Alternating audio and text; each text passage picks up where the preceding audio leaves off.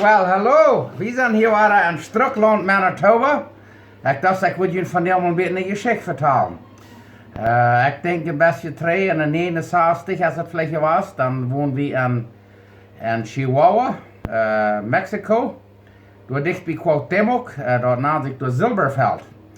En ja, ik weet, we moesten dan die week, als waar ik me nu van reden, dat was, die week moest mijn voeder, die moest dan schuldigingen vieren.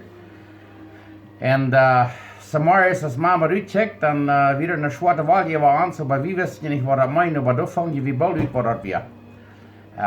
Als mijn voeder dan wil, dat we die week moesten, zullen we schuldigingen vieren, we moesten alle amtelijk schuldigingen vieren. En dan wil ons stuk schaf niet starten, dat we vielleicht een 67 schaf. En dan, nou ja, dan moest je echt hingen om stier. En mijn voeder en mijn mama, die schuiven dan dus wat zeker later held. Probeerde nu de machineshop uit te schuiven en ik moest dan hingen om stier. En mijn etikstinkt, dat waar ik hing waar hij zat, en dan werd toen nog even gebakt. En we in de schaf, die startte niet, en dan moesten we schuiven. En dan had je die nog vergeten tot te merken en dan verbucht dat nog alle, aber schließlich kregen we den Pickup dan door wat buiten op de haven en dan wordt hij met een John Deere uittrekt dat losgeslapt en dan schließlich kregen we er al aan gaan en dan mijn voeder heeft er alle keer het opgehaald en dan wordt je dan mijn lek weer aan dat mijn bericht dat dat eerst denkt dat we ook even je bek we alle plaat dat ik krijg een hij zat dat we een poort van de zwarte wolk te boven wat anyways, dan wordt in de stad stel gehouden en nog een beetje chemix gekocht en 3 kuken en een grote Pepsi. En van mijn middag door de school. En dan voer je weer aan de school. En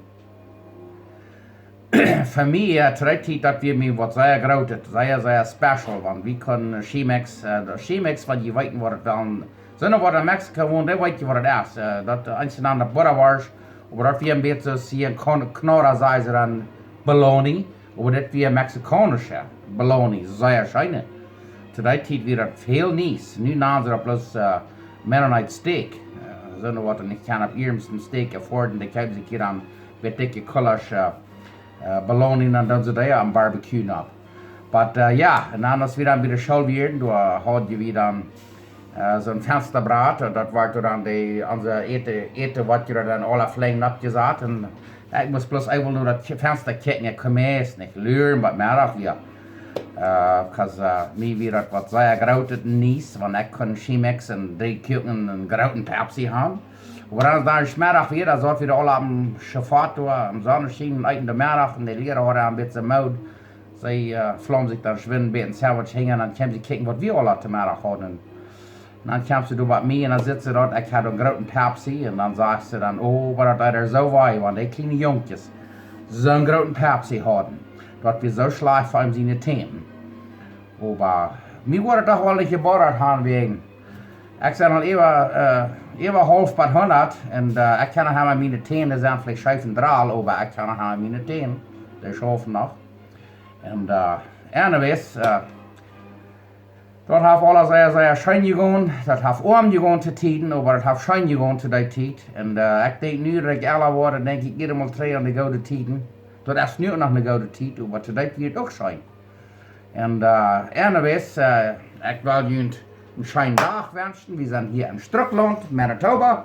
Zien we ons het nächste Mal.